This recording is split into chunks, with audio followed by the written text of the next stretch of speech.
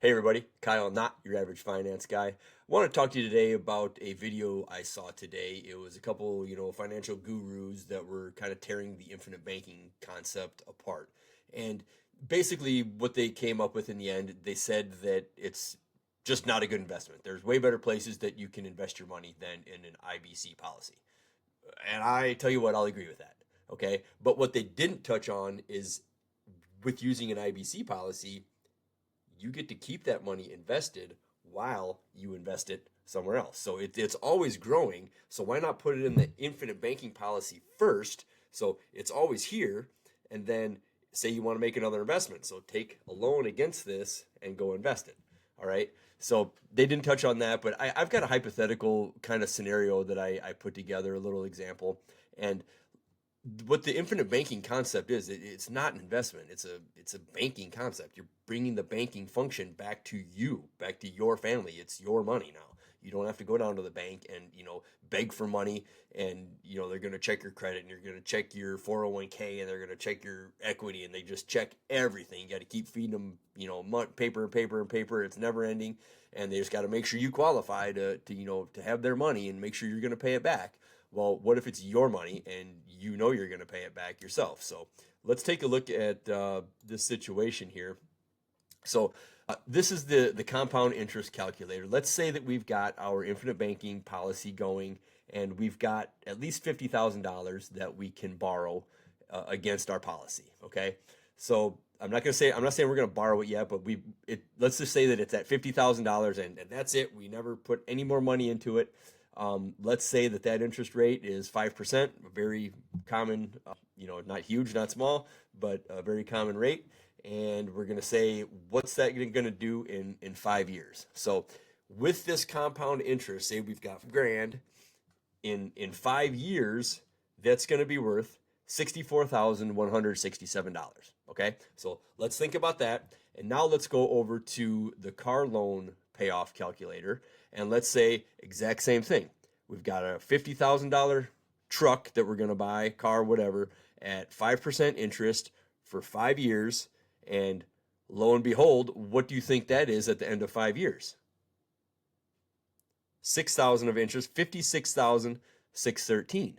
Okay, so this is what the loan costs you if you go down to the bank and you ask to kiss the ring and they give you this loan.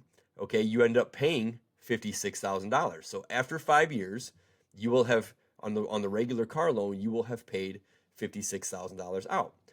Why don't we go back to our policy and take a $50,000 loan, and now what you should do is take exactly what the bank would give you. So let's start making $943 payments back to your own policy. Okay, this is all charged differently, but let's just say the same thing. We make $943 a month payments back to our own policy, and at the end of 5 years, you will have paid the same $56,613, but you will have paid it back to your policy. Okay, instead of that's gone. Okay, now you're paying it back to your policy. Again, while you're using this $50,000, it's still growing because you never took the $50,000 out.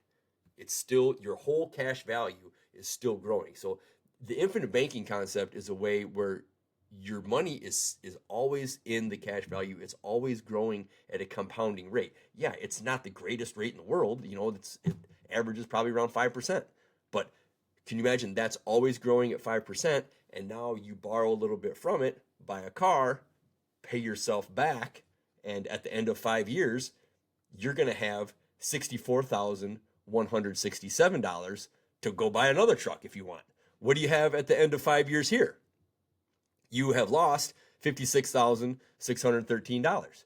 Now, at this point, if you want to go buy and save up for another truck and pay cash for it, then so be it. Or you're gonna have to go back and get a loan, and you're gonna have to pay another $56,000. We're here now. You've got $64,000 working in your favor.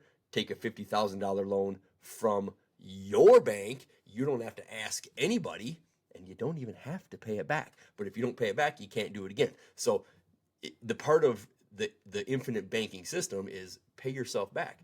Go and find out what the local loans are and try to get close to that. It's like, well, I can't quite swing that. You know, say getting close to Christmas. Say that you know, it's Christmas. I just I'm going to call the bank and can I maybe not make the payment this month? Yeah, right. No, you have to make the payment. They're going to come take the truck back. You do it on your own policy. You don't want to make a payment that month? Don't. It doesn't matter. What payments are outstanding on your loan just come off of your death benefit. And this is a banking system that is, yes, life insurance, but we don't care about the death benefit. We want to use this while we're living, okay? Another thing that this video said was something about, you know, you're way better off getting term insurance because it's so much cheaper and this and that and blah, blah, blah. And they looked at, you know, when you're 65, you would have only put in, you know, $500 a year and this, that, and the other. And it was, you know, the infinite banking policy was, I don't know, 10 or 50 times more money. And well, look what that gets you. That doesn't work. Like, well, but yeah, but the only way you're going to get the money back on a term policy is if you die.